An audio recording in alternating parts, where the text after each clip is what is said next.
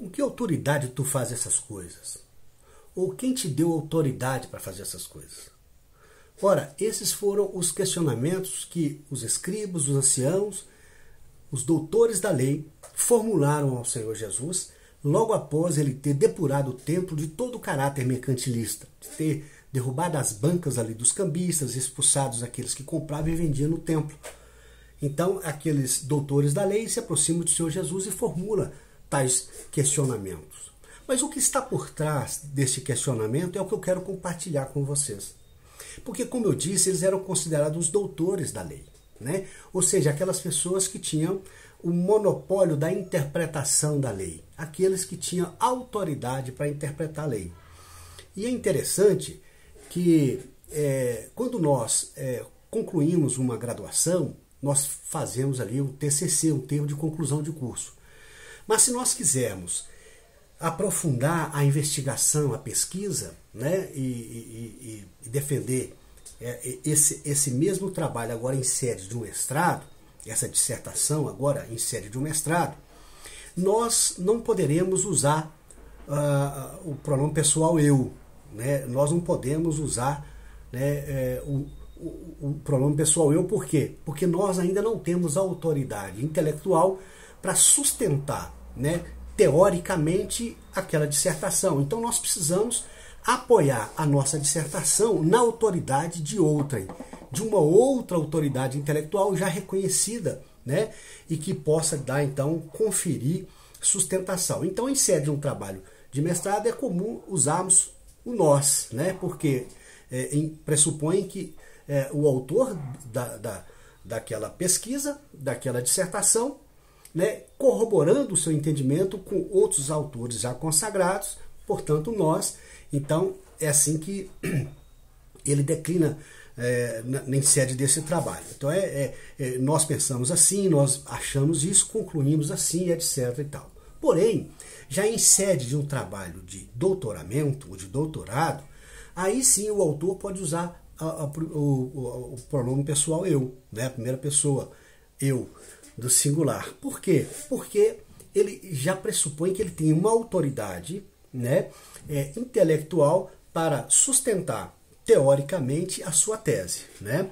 Então, ainda que não se usa por questões de etiqueta, de modéstia, mas o fato é que quem faz o doutoramento pode usar o pronome pessoal eu, né? Porque ele pode concluir, eu penso assim, eu entendo assim, eu concluo assim, né? Porque ele tem autoridade intelectual para tanto. Por que eu estou dizendo isso? Porque os doutores da lei, quando perguntam para Jesus com que autoridade ele estava dizendo, eles falam assim, olha, nós somos doutores, né? Nós podemos defender uma determinada doutrina, etc., porque nós temos expertise, nós temos autoridade intelectual para tanto. Mas você, com que autoridade você faz isso? Não é? Quem te deu autoridade para fazer isso?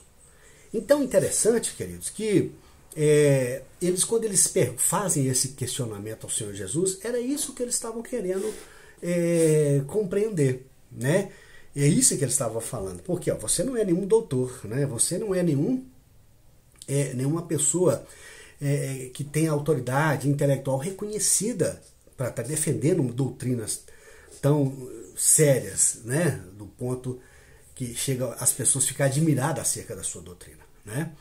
Mas aí Jesus responde a essa indagação formulando uma outra indagação acerca do batismo de João Batista. Porém, eles ficaram sem ter o que responder, porque era exatamente isso que Jesus colocou-os, né? Conduziu-os a uma posição que qualquer delas que eles tivessem que decidir estaria confirmando o equívoco que eles estavam elaborando, né? Porém, como eles não responderam nada, Jesus fala, também eu não direi com que autoridade eu faço essas coisas. Ou seja, então como vocês não respondem a minha indagação, eu também não vou responder vocês com que autoridade eu respondo tais coisas.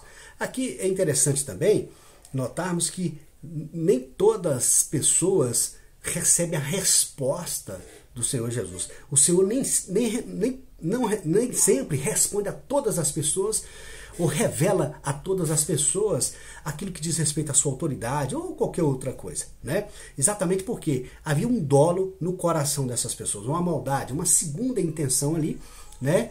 Que fez com que o Senhor Jesus não respondesse a eles a sua indagação, né? Mas por que a gente se apropria dessas verdades? Porque Deus vê no coração da gente humildade e revela essas verdades. Então, qual é a verdade aqui? Que a autoridade do Senhor Jesus não é uma autoridade intelectual, não é uma autoridade de alguém que poderia sustentar teoricamente uma tese. Porque o Senhor Jesus, ainda que ele poderia fazer isso, mas Jesus não defendia uma tese.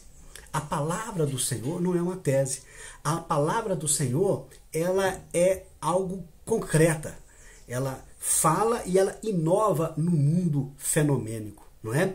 A palavra do Senhor, ela não é algo abstrata, é algo concreto, que se concretiza, se atualiza. Basta ele falar e aquilo se torna uma realidade concreta, né? Ela se atualiza, né?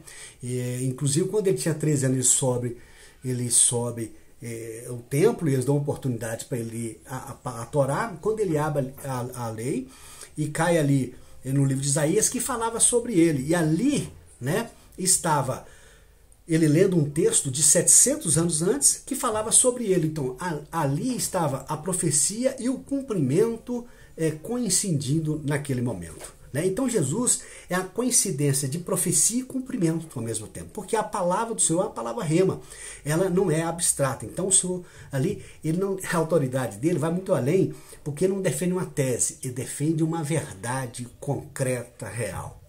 Amém? Que é ele próprio, ele é a verdade. Então, a autoridade é a autoridade que é peculiar a um Deus que é detentor e titular de todo o poder nos céus e na terra. Amém? Então, eu quero deixar essa palavra para você entender que por trás dessas formulações aqui, desses doutores da lei, existe muito mais do que a gente imagina, né? Muitas pessoas acham que podem defender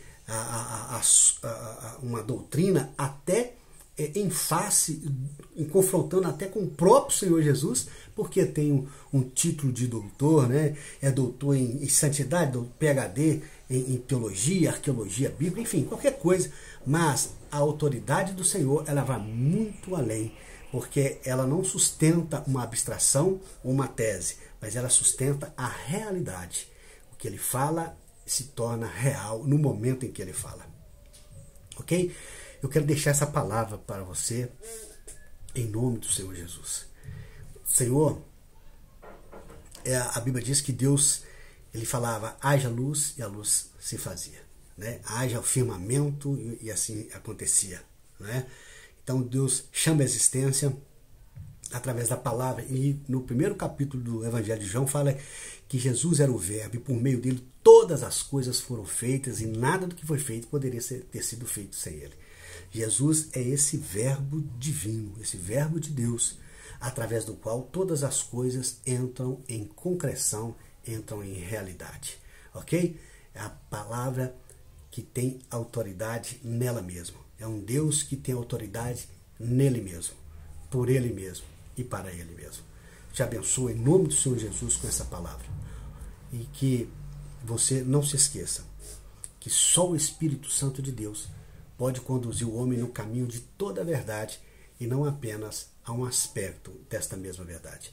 Fique com Deus e até o próximo vídeo.